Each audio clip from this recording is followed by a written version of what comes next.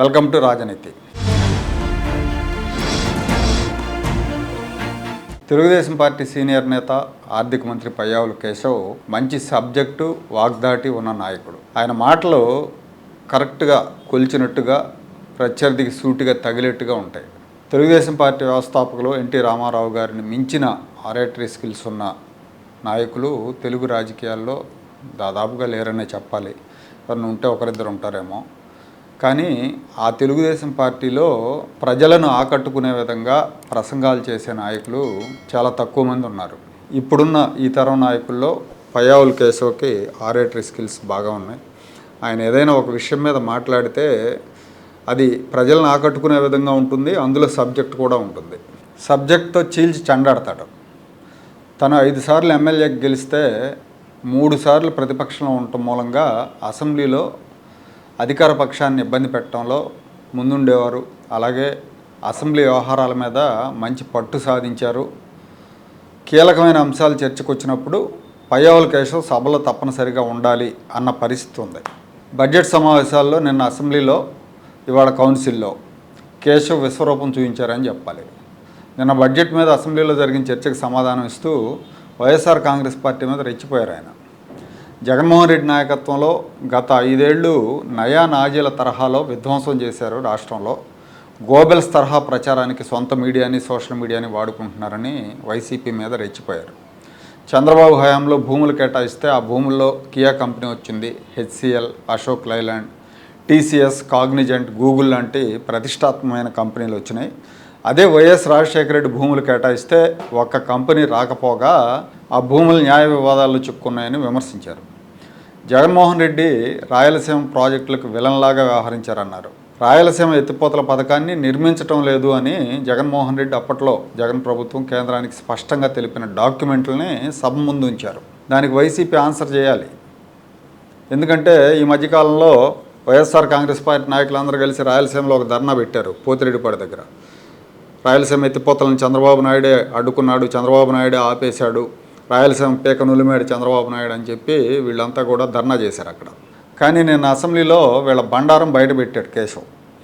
వీళ్ళే ఆ రోజున మేము నిర్మించట్లేదు రాయలసీమ ఎత్తిపోతల పథకం అని కేంద్రానికి ఇచ్చిన లేఖను బయటపెట్టారు. సో ఇలాంటి ఆధారాలు బయటపెట్టి మాట్లాడినప్పుడు తప్పుడు ఆరోపణలు, తప్పుడు ప్రచారం చేసే వాళ్ళ నోళ్ళు మూతపడతాయి.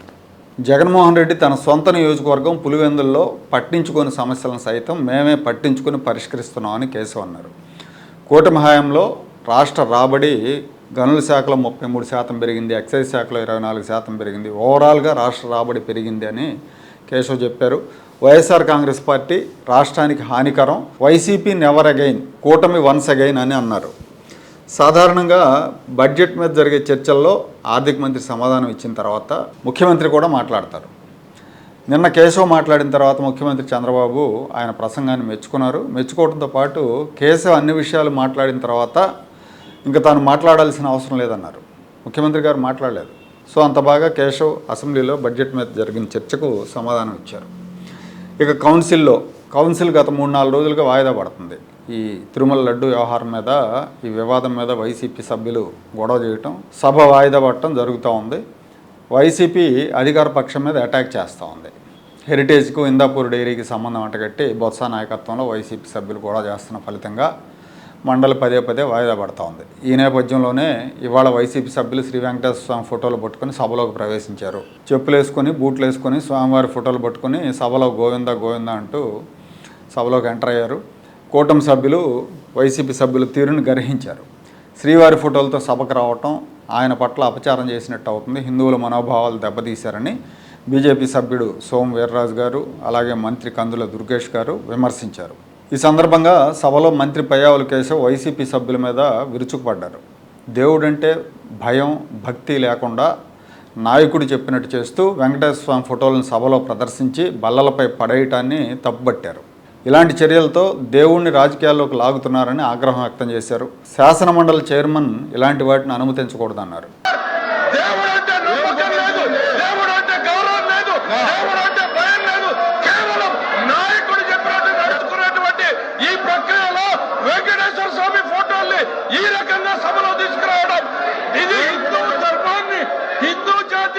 నమ్మకాన్ని, ఇది ప్రజల్ని ఈ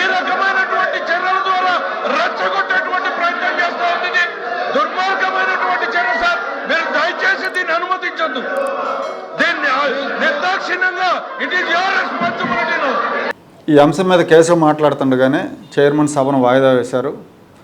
పయ్యావుల కేశవ్ అప్పుడప్పుడు కాకుండా ఎప్పుడు ఇలాగే ఫైర్ బ్రాండ్ లాగా ఉండాలని తెలుగుదేశం క్యాడర్ కోరుకుంటారు. కీలకమైన అంశాల మీద కేశవ్ ఆధారాల సహితంగా మాట్లాడి వైసీపీ నోళ్లు మూయిస్తుంటారు. కేశవ్ సభలో కీలకంగా ఉంటే వైసీపీ ప్రతిరోజు జనం ముందు పలచనైపోతుంది.